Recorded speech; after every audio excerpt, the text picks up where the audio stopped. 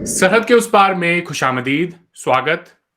दोस्तों, अफ़गानिस्तान में तालिबान की हुकूमत को आए अब 1 साल से ज़्यादा का वक़्त हो चला है। जब तालिबान काबुल में आए तो इमरान खान उस वक़्त के जो पाकिस्तानी वज़ीर-ए-आज़म थे, उन्होंने कहा कि मैं बधाई देना चाहता हूँ, मुबारकबाद देना चाहता हूँ अफ़गान कौम को कि उन्होंने गुलामी की बेड़ियों को तोड़ के आज़ादी हासिल की है। पाकिस्तान का ये ख़्याल था कि वो अफ़गान लोगों के अंदर जो है अपनी बहुत अच्छी रेपुटेशन बना लेंगे और उनसे बड़े दोस्ती के ताल्लुकात बन जाएँगे, लेकिन ऐसा हुआ नहीं। वो दिन है और आज का दिन है, अफ़गानिस्तान के अंदर पाकिस्तान को लेकर दिन-ब-दिन नफ़रत बढ़ती चली जा रही है और वो इस हद तक बढ़ गई है कि अब अगर अफ़गानिस्तान और पाकिस्तान किसी खेल के मैदान में भी मिलते हैं और वहाँ अफ़गानिस्तान की शिकस्त होती है, तो अफ़गान फैन्स पाकिस्तानी फैन्स की बुरी तरह से पिटाई करते हैं। ना सिर्फ ये, बल्कि खेल के मैदान आप बाहर आप देखें तो अफ़गानिस्तान और पाकिस्तान का जो बॉर्डर है, उस पर इन दिनों बहुत ज़्यादा टेंशन का माहौल है।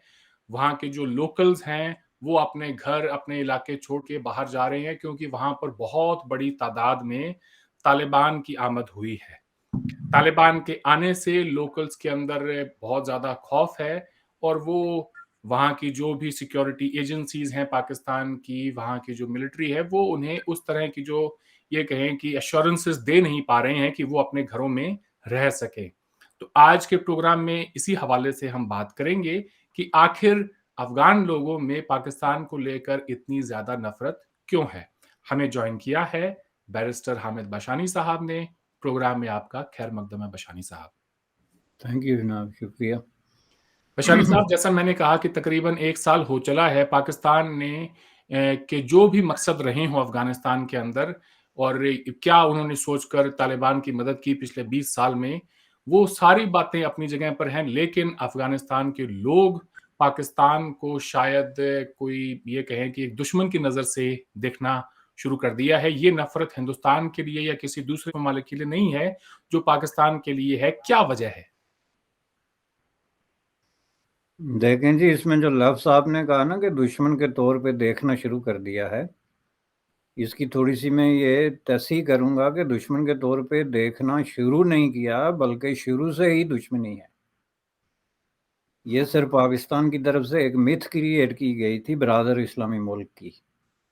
जो मुकम्मल तौर पे फेक किस्म की और तसव्वुराती किस्म की, इमेजिनरी किस्म के उसूलों पे खड़ी थी कि अफ़गानिस्तान को हमारा बरादर इस्लामी मुल्क है। और वैसे भी पाकिस्तान का ये जो बरादर इस्लामी मुल्कों का और बरादर इस्लामिक कम्युनिटी का फेक तस्वर है, वो सिर्फ वहाँ पे अप्लाई होता है जहाँ सिर्फ पाकिस्तान को फ़ायदा होता है। तो उस हिसाब से इसको किसी और मुल्क ने बाई नहीं किया। यही जो लफ्ज़ है बरादर इस्लामी मुल्क का, ये अब सऊदी अरबिया से लेके तो मराकश तक और अल्जीरिया से लेके तो इंडोनेशिया तक चले जाएं तो कोई दूसरा कोई नहीं ये लफ्ज़ कहेगा। ये पाकिस्तान की स्पेशलिटी है। और इसमें बहुत सारी चीज़ें जो है वो मिथ हैं, अनरियल हैं, इमेजिनरी हैं और हक़ाइक़ से बहुत दूर हैं। रहा सवाल अफ़गानिस्तान का, तो मैं इस पे तो पूरे तरीके से कन्विंस हूँ और मैं पूरी दावे से कहता हूँ कि अफ़गानिस्तान और पाकिस्तान डे वन से एक दूसरे के दुश्मन रहे हैं। डे वन से, पाकिस्तान की क्रिएशन के फ़ौरन बाद से लेके। लेकिन पाकिस्तान ने मुख्तलिफ औकात में अपने मफादात के लिए उसको अदरवाइज प्रोजेक्ट करने की कोशिश की, क्योंकि किसी मुल्क के साथ और अवाम के साथ ताल्लुक़ होना है और किसी ख़ास ग्रुप ऑफ पीपल के साथ ताल्लुक़ होने में डिफरेंस होता है। आप किसी मुल्क के अंदर एक स्पेसिफिक ग्रुप ऑफ पीपल जो है उसको आप तालिबान कह लें, मुस्लिम ब्रदरहुड कह लें, अफ़गान मुस्लिमीन कह लें, जो नाम दे लें, उसके साथ आपका अगर कोई नेक्सस डेवलप होता है किसी आइडियोलॉजिकल या पॉलिटिकल बेसिस पे, तो उसको आप उस मुल्क के अवाम के साथ अच्छे ताल्लुकात नहीं कह सकते। बल्कि ऑन द कॉन्ट्ररी, वो जो जिसके साथ आपका नेक्सस डेवलप हुआ है उसके सारे गनाह, जिसको करदा और ना करदा गनाह कहते हैं, उसका खामियाजा आपको भुगतना पड़ता है। इसकी एक मिसाल है, आप तालिबान की पुष्ट पे खड़े हों, which was a small group of people, कोई वो अवामी पॉपुलर ग्रुप तो नहीं था ना, एक स्मॉल ग्रुप ऑफ पीपल था जिसने असलाह के जोर पे अफगानिस्तान को टेक ओवर किया। تو اس کو اگر آپ کہیں گے جی یہ افغانستان ہے اور ہمارے افغانستان سے بہت قریبی تعلقات ہیں، تو یہ جو ہے نا یہ ایک فیک سٹیٹمنٹ ہے جس کی جو کہ مس گائیڈنگ ہے، اور حقیقت میں اس سے بگ مس ریپریزنٹیشن۔ اب میں آپ کو اس کی مثال دیتا ہوں کہ ایسا کیوں ہے، اور یہ واحد حقیقت ہے جس کو مانے بغیر پاکستان جو ہے وہ جس دلدل میں پھنسا ہوا ہے اپنے پڑوسی ملکوں کے ساتھ، وہ بھارت ہو یا افغانستان ہو یا ایران ہو، اس وقت تک وہ اس دلدل سے نکل ہی نہیں سکتا۔ افغانستان کی بات کر رہے ہیں تو اس پہ میں کنسنٹریٹ کرتا ہوں۔ یہ بات آن ریکارڈ ہے کہ افغانستان جو وہ پہلا ملک ہے دنیا میں جس نے یونائٹڈ نیشن میں پاکستان کی ممبرشپ کو اپوز کیا تھا۔ پاکستان جب بنا تھا ایز اے انڈیپینڈنٹ کنٹری، تو اس وقت جو ہے جب انہوں نے یو این ممبرشپ میں اس کے لیے اپلائی کیا تو ظاہر ہے وہ سارے لوگ جو ہیں نا اس پہ اپنی رائے دے سکتے ہیں، تو اس میں انڈیا جو ہے وہ بھی ظاہر شامل تھا، چونکہ انڈیا کی رضامندی سے پاکستان بنا تھا۔ لوگوں کو پسند ہو یا نہ ہو، لیکن جو انڈین لیڈرشپ تھی اس نے آفیشیلی اس کو باقاعدہ اپروو کیا تھا۔ تو اس حوالے سے دنیا میں کوئی ایسی بات نہیں تھی کہ کوئی ملک جو ہے پاکستان کی یو این ممبرشپ کو اپوز کرے، لیکن افغانستان نے کیا۔ کس بنیاد پہ کیا؟ کبھی کسی نے آپ کو ایکسپلین کیا؟ اس بنیاد پہ کیا کہ جو ریئل افغان تھے اور جو افغان حکمران، افغان عوام اور افغان انٹلیکچوئلز، ان کا خیال تھا کہ یہ پاکستان جس خطے میں بن رہا ہے یہ اس میں سے بہت سے علاقے ہمارے ہیں، اور انہوں نے اس کو بار بار اٹھایا۔ جو تحریک آزادی پاکستان آپ جس کو کہتے ہیں، یا تکمیل پاکستان یا کریشن آف پاکستان، اس دوران کئی دفعہ جو افغان لیڈر ہیں، وہاں کے شاعر ہیں، ادیب ہیں، دانشور ہیں، ریسرچر ہیں، انہوں نے یہ سوال اٹھایا تھا کہ یہ پاکستان جو نقشہ دکھا رہا ہے اس میں یہ فلاں فلاں علاقے جس میں موسٹلی جو ہے وہ پختون سپیکنگ جو علاقے پشتو سپیکنگ ہیں، ان میں وہ جو ہے وہ سلطنت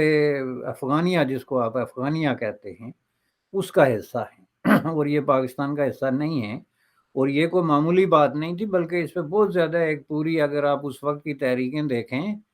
افغانستان کی جو انٹرنل پالیٹکس دیکھیں، تو ہر پارٹی اور ہر گروپ جو ہے اور ہر قبائل کی پالیٹکس میں یہ بات ریفلیکٹ ہوتی تھی۔ یہ سٹارٹ وہاں سے ہوا، اور یہ سٹارٹ وہاں سے ہو کے تو ہر دور میں افغانستان کی خواہ کوئی بھی حکومت ہوئی ہو، خواہ وہ شاہ کی ہوئی ہو یا کسی اور کی ہوئی ہو، اس نے ہمیشہ جو ہے وہ پاکستان کو اس پوائنٹ پہ اپوز کیا بہت برے طریقے سے۔ اور ان کے درمیان کبھی بھی ایمبیسیاں تو کھل گئی جو بھی ہوا، لیکن ان کے درمیان جو گرم جوشی اور اعتماد کا رشتہ ہے وہ کبھی بھی اس بنیاد پہ قائم نہیں ہوا، چونکہ اس میں جو فنڈامنٹل قسم کے ایشوز تھے، فار ایگزامپل بارڈر، کہ جی بارڈر کا کون سا ایریا کہاں ہے، بارڈر کو کھلا ہونا چاہیے یا بند ہونا چاہیے، جو آمد و رفت ہے لوگوں کی، ظاہر ہے افغانستان کی ایک لانگ سٹینڈنگ پوزیشن اس پہ رہی ہے کہ ہم یہ بارڈر مانتے ہی نہیں ہیں، یہ تو علاقے ہمارے ہیں۔ تو ان سارے بیسک چیزوں پہ، بلکہ میں کہوں گا کہ افغانستان کے ساتھ جو پاکستان کے اختلافات تھے وہ شروع کے انڈیا کے 1965 سے پہلے کے انڈیا سے کہیں زیادہ سنگین تھے، لیکن ان کو انڈرمائن کیا گیا اور انڈر پلے کیا گیا، لوگوں کو مس گائیڈ کیا گیا کہ نہیں نہیں جی ایسی کوئی بات نہیں ہے، حالانکہ ایسی بات تھی، وہ انڈیا سے زیادہ سیریس تھے۔ وہ آگے بڑھتے بڑھتے آپ اگر پورا اس کو کینلی واچ کریں اس پوری ہسٹری کو، جو کہ ایک بڑی لانگ لینتھی اور ویری انٹرسٹنگ ہسٹری ہے، تو پاکستان کے اندر جتنی بھی تحریکیں اٹھی ہیں انہوں نے جا کے افغانستان کے اندر پناہ لی۔ بلوچستان کا شاید ہی کوئی بڑا لیڈر ہو جس نے جو ہے وہ پاکستان کی اسٹیٹ کی طرف سے آپریشن سے بھاگ کے تو جا کے افغانستان میں پناہ نہ لی ہو۔ کوئی بھی پشتون لیڈر جو بڑے سے بڑا، خواہ وہ بادشاہ خان ہو یا ولی خان ہو یا اجمل خٹک ہو یا بلوچستان میں میری ہوں، بنگش ہوں، بگٹی ہوں، ان میں سے کوئی بھی ایسا لیڈر نہیں ہے جس نے جا کے وہاں کچھ عرصے کے لیے افغان ریفیوج جو ہے ایزائلم وہاں پہ کلیم نہ کی ہو۔ اور پاکستان کا تو یہ اوپنلی شروع دن سے ساری ڈاکومنٹیشن اٹھا کے دیکھیں ان کی کہ جی ہمارا سب سے بڑا دشمن ہے وہ، اور ہمارے دشمنوں کو پناہ دیتا ہے، جو اپنی ان کی آفیشیل ڈاکومنٹیشن ہے۔ اور ان کا تو شروع دن سے یہ پورا موقف ہی رہا ہے کہ ہمارے یہ جو پشتون علاقے ہیں جن کے یہ بہت پھیلے ہوئے علاقے، اس میں خواہ آپ علاقہ غیر کہہ لیں یا جو ریگولر علاقے ہیں، یا یہ جو فاٹا جس کو آپ کہتے ہیں جو ابھی انہوں نے مرج کیے ہیں، یا بلوچستان کے علاقے، ان کو انہوں نے کہا کہ اس میں جو کچھ بھی انریسٹ ہے اس کی وجہ ہی افغانستان ہے. یہ ہے ان کی آفیشیل ڈاکومنٹیشن. لیکن عوام کو وہ جو بات بتاتے رہے وہ بالکل اس کے الٹ ہے کہ نہیں جی یہ برادر اسلامی ملک ہے، اس کے ساتھ تو ہم بالکل جناب محبت میں گرفتار ہیں. یعنی بالکل اپوزٹ ٹو انڈیا، کہ انڈیا کے حوالے سے بھی یہی بات ہے، پالیسی اندر سے کچھ اور ہے، باہر سے کچھ اور ہے. لیکن وہاں باہر سے بتاتے رہے کہ انڈیا ہمارا بہت ہی خوفناک اور جان لیوا قسم کا، جس کو فیٹل آپ کہتے ہیں، دشمنی ہے. لیکن اندر سے انڈیا کے ساتھ ظاہر ہے ان کا جو کمیونیکیشن ہے وہ ڈیفرنٹ ہوتی رہی. افغانستان سے اندر سے بالکل دوسری تھی اور عوام کو دوسری بنا کے پیش کرتے رہے. اس میں فیکٹر کیا تھا؟ اپنی جسٹیفیکیشن. اور اپنی جسٹیفیکیشن کیا ہے کہ جی ہم چونکہ اسلامی ہیں تو اس لیے ساری اسلامی دنیا جو ہے کا فیک تصور انہوں نے پیش کیا ہوا تھا. اس میں آپ یہ ساری جو تحریکیں ہیں، اس میں پاکستان نے جو ڈاکومنٹیشن کی کہ ان کو فائننس کیا گیا، ایون باچا خان جیسے عظیم آدمی کو انہوں نے اس طرح داغ کرنے کی کوشش کی، اجمل خٹک، تو خیر یہ اس طرح کے تو کئی لیڈر جو انہوں نے ان چارجز پہ گرفتار کیے اور ان کو بڑی بڑی سزائیں دی. تو اس کو اگر آپ دیکھیں تو 1975 تک یہ سلسلہ چلتا رہا. 1950 سے لے کے کئی لیڈر بارڈر کراس کر کے افغانستان میں انہوں نے پناہیں لی. تو 1975 تک تو یہ ایک اوپن قسم کا دشمن ملک تھا، کیونکہ جو ملک آپ کے انقلابیوں کو یا آپ کی جو ہے وہ دشمنوں کو باقول ان کے پناہ دیتا ہے تو وہ دوست تو نہیں ہوا نا. لیکن یہ جو فیک آئیڈیالوجی ہے اس کو سامنے رکھیں تو اصل مسئلہ ایکسپوز ہوتا ہے. 75 کے بعد جا کے جو پاکستان جو ہے وہ ڈیوائیڈ ہوا، جب بنگلہ دیش آزاد ہوا تو اس کے بعد پاکستان میں تھوڑی سی انہوں نے اسٹریٹجک چینج لائی اور وہ گھبرا گئے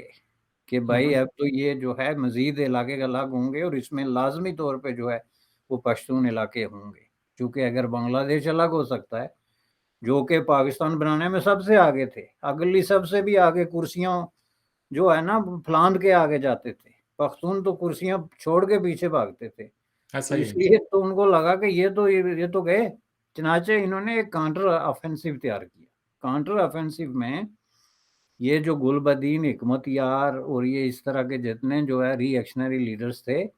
ان کو جو ہے وہ بلایا گیا پاکستان میں اور ان کو مختلف طریقے سے پناہیں دی گئی اور ان کو مختلف طریقے سے ایکوموڈیٹ کیا گیا. اس کی وجہ کیا تھی؟ وہ یہ اس سے آپ اندازہ لگائیں کہ وہ افغانستان کے اندر افغان عوام کے ساتھ تعلق قائم کرنے اور ایک relation ship of trust develop کرنے میں ناکامی کے بعد انہوں نے اس طرح کے ایکسٹریمسٹ گروپس جو ہیں ان کو اپنا اعتادی بنا کے تو یہ تاثر دینے کی کوشش کی کہ نہیں جی یہ ہمارے یہ تو افغان عوام ہے، یعنی گل بدین حکمت یار افغان عوام ہو گیا. تو یہ جو فیک اور جھوٹ تھا اس کے نتیجے میں جو آگے واقعات انفولڈ ہوئے اس کی طرف اگر آپ جائیں ون بائی ون، کہ جس کو میں مختصر بتا دیتا ہوں ان اے سیکنڈ، کہ اس کے نتیجے میں انہوں نے پھر جو ہے وہاں پہ جو جنگ میں مداخلت کی، اس کے پیچھے بھی اصل پرابلم یہی تھا. اس کے بعد جو وہاں پہ طالبان مسلط کیے اس کے پیچھے بھی پرابلم یہی تھا. اس کے بعد طالبان کے خلاف جو امریکی جو آفینسو ایکٹیویٹیز تھی ان کی حمایت کی، اس کے پیچھے یہ طرف تھا. مولانا ضعیف کی کتاب جو ہے وہ پڑھ کے دیکھیں کہ اس نے کیا ڈیٹیل دی ہے کہ یہ طالبان کون تھے اور پاکستان کون تھا، اور یہ سارا معاملہ پورا اس نے جو ہے وہ اس کی ڈیٹیل دی ہوئی ہے. جو اس وقت سفیر تھا جب امریکہ نے اٹیک کیا افغانستان پہ اور اس کو ذلیل و خوار کر کے تو انہوں نے گرفتار کیا تھا. تو یہ سلسلہ کر کے انہوں نے جب طالبان وہاں بٹھا دیے تو انہوں نے سمجھا یہی افغانستان ہے اور یہی افغانستان کے عوام ہے. جب طالبان ٹاپل ڈاؤن ہوئے تو یہ پھر اوپن نیس جو پوری دنیا میں آئی، میڈیا، سوشل، دوسرا تیسرا، تو لوگوں نے ڈسکس کرنا شروع کیا کہ بھائی ہمارے تو سارے مسائل کی وجہ یہی ہے بنیادی طور پہ کہ ہمیں جو ہے وہ شروع دن سے 75 تک تو بات ادھر جاتی ہے کہ جی افغانستان ایکٹیو تھا، تو 75 کے بعد پاکستان ایکٹیو ہو گیا. تو یہ پوری ہسٹری جو 75 ایئرز آف ہسٹری ہے، یہ history of mistrust, history of conflict اور ایک طرح کی جو ہے وہ دشمنی کی ہسٹری ہے، جس کو जाली तरीके से दोस्ती और मुस्लिम ब्रादरहुड और इस्लामी ब्रादर की हिस्ट्री बना के पेश किया जाता रहा। तो दोस्ती कहाँ पे थी, तो दुश्मनी हो गई। सही। चलें फास्ट फॉरवर्ड करते हैं। आपको क्या लगता है पाकिस्तान ने ये कैलकुलेशन की थी कि जी जब अफगानिस्तान में तालिबान आ जाएंगे तो उसका असर उनके अपने ट्राइबल एरियाज पे क्या पड़ेगा? जैसा कि मैंने प्रोग्राम के इब्तदाइये में ये बात कही कि अब तालिबान जो हैं वो पाकिस्तान के और अफगानिस्तान के बॉर्डर पे जो ट्राइबल एरियाज हैं वहां पर आना शुरू हो गए हैं और बड़ी तादाद में जो वहाँ की मकामी आबादी है वो वहाँ से माइग्रेट कर रही है। तो क्या ये पाकिस्तान ने सोचा था या फिर आप समझते हैं कि उनके ख़्वाबो-ख़याल में भी नहीं था कि हमारे साथ कुछ ऐसा भी हो जाएगा? और वहाँ पर भी वो शरीयत की और वही बातें जो वो करते थे, वहाँ भी अब वही बातें हो रही हैं। और नहीं सारा ये का सारा ये जो माफ़ करें मैं आपको इंटरप्ट कर रहा हूँ, सारा का सारा ये जो फ़साद है, ये इसी हम्म, बात पे था कि मौलवी सूफ़ी मोहम्मद को जब पाकिस्तान ने कहा कि हाँ भाई इतने साल तुमने यहाँ पे अपने जो भी ट्राइबल तुम्हारे लॉज़ थे उसके हिसाब से रन कर लिया, मगर इस जगह के पे अब जो है, यहाँ पाकिस्तान का आइन इम्प्लीमेंट होगा। तो उसने कहा हम तो नहीं मानते हैं इस आइन को। तो उसने जब कहा कि नहीं मानते हैं तो फिर वहाँ पे जंग हुई और उसके नताइज में फिर हमने देखा कि वो सारा एरिया जो है, खैबर पख्तूनख्वा के अंदर मर्ज हो गया। अब वो फाटा के उसी इलाके के डीमर्जर की बात कर रहे हैं और उनके पास असला भी है, उनके पास लोग भी हैं और वो पाकिस्तान की फौज को बड़ा टफ टाइम भी दे रहे हैं। इस वक्त भी बहुत सारी ऐसी खबरें आई हैं जिनके अंदर पाकिस्तानी ऑफिसर्स की जाने गई हैं। क्या कहेंगे आप? देखें जी, ये अब कितना बड़ा खतरा या छोटा खतरा है, ये तो एक एस्क्री यानी मिलिटरी बेस किस्म की नॉलेज है जो मुझे नहीं है, इसलिए उस पे मैं कोई डेफिनेट आंसर नहीं दे सकता। लेकिन एक जो पॉलिटिकल उसका और सोशल पहलू है, उस पे मैं बात कर सकता हूँ कि पहली बात ये है कि ये पाकिस्तान सोच भी नहीं सकता था कि ये एक ऐसी मखलूक है जो बिलाखिर इस तरह आके हमारे सामने खड़ी होगी। क्योंकि बुनियादी तौर पे वो जो मॉन्स्टर क्रिएट करने की स्टोरी है, ये उस टाइप की स्टोरी है और ये दुनिया की तारीख में हर जगह पे दुरुस्त साबित हुई है कि जहाँ कहीं भी आप मॉन्स्टर्स क्रिएट करते हैं, आप उनको कंट्रोल नहीं कर सकते, ख्वाह उसके पीछे कितनी बड़ी सोफिस्टिकेटेड स्टेट ही क्यों ना हुई हो। तो इसलिए ये कि पाकिस्तान के अंदर पहली बात ये है कि वहाँ के जो प्लानर्स और जो एजेंसीज और जो पॉलिसी मेकर्स हैं, उनमें ना तो इतना विजन है और ना इतनी लॉन्ग टर्म किस्म की उनकी प्लानिंग है। वो वक्ती तौर पे अपना जो है वो टाइम गुजारते हैं, अपने पैसे बनाते हैं और अपने मफादात और अपने ओहदों की प्रोटेक्शन में लगे रहते हैं। एक आपाधापी का एक आलम है जो इस वक्त सामने नेशनल पॉलिटिक्स में भी नजर आ रहा है कि किस तरह एक जर्नल की अपॉइंटमेंट पे पूरी काम जो है वो गुत्थम गुत्था है। इससे आप अंदाजा लगा सकते हैं कि उनकी विजन क्या है और उनकी सोच क्या है।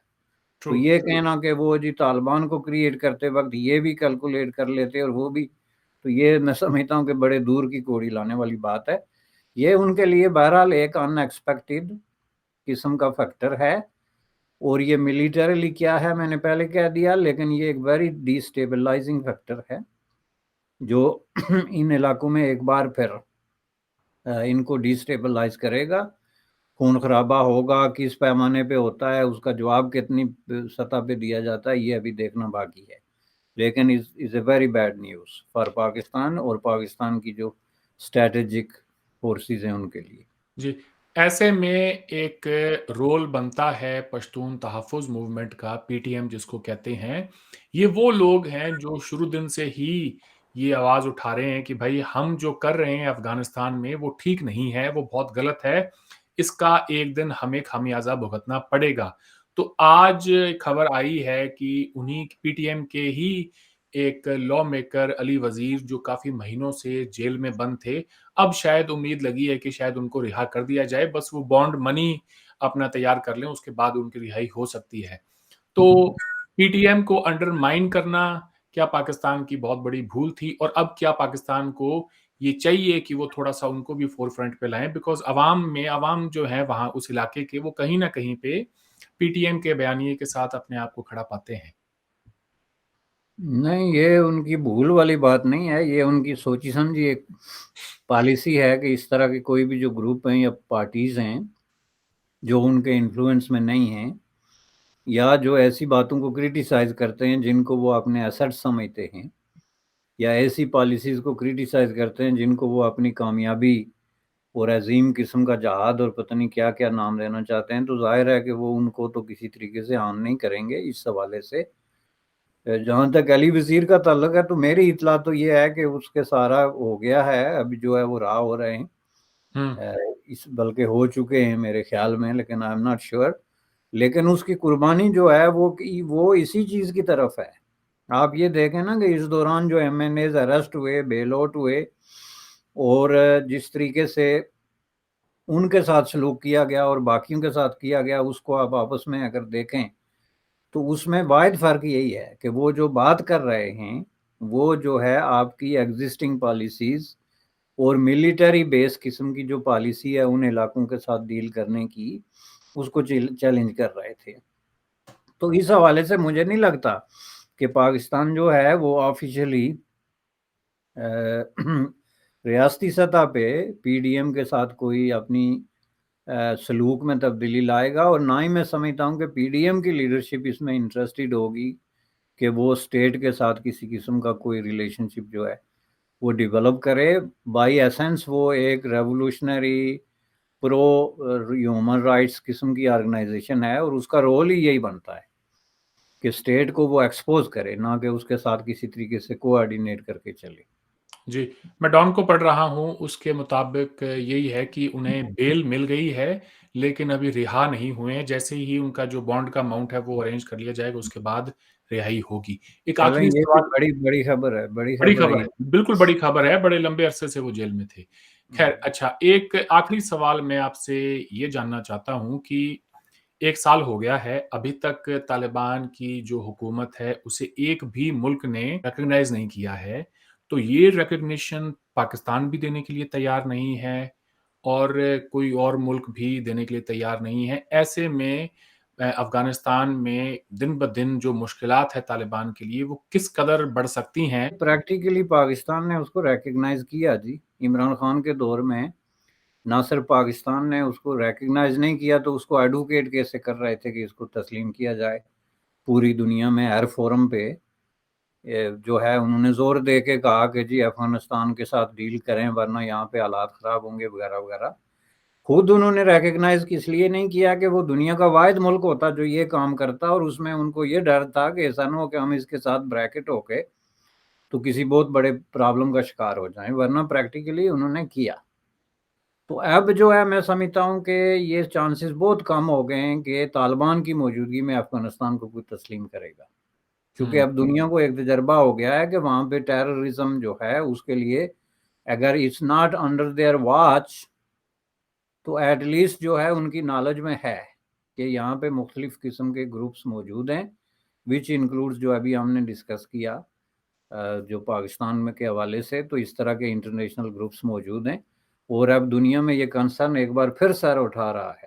کہ افغانستان کے اندر ایسا نہ ہو کہ انٹرنیشنل ٹیررزم کے لیے کوئی سچویشن پیدا ہو رہی ہے۔ تو میں سمجھتا ہوں کہ ان کا وہ دور گزر گیا، چونکہ they failed to modernise and moderate themselves. انہوں نے کوئی ایسی حرکت نہیں کی جس سے یہ ثابت ہو کہ وہ کسی بات پہ پشیمان ہیں یا آپ نے کسی عمل یا نظریے کی وجہ سے ان کو کوئی تکلیف ہے، تو دنیا کو کیا تکلیف ہے، دیکھنا تو یہ بھی ہے۔ بچیوں کے اسکول کھولنے کے لیے بھی وہ ابھی تک تیار نہیں ہوئے، باوجود اس کے کہ انہوں نے وعدے تو بہت کیے،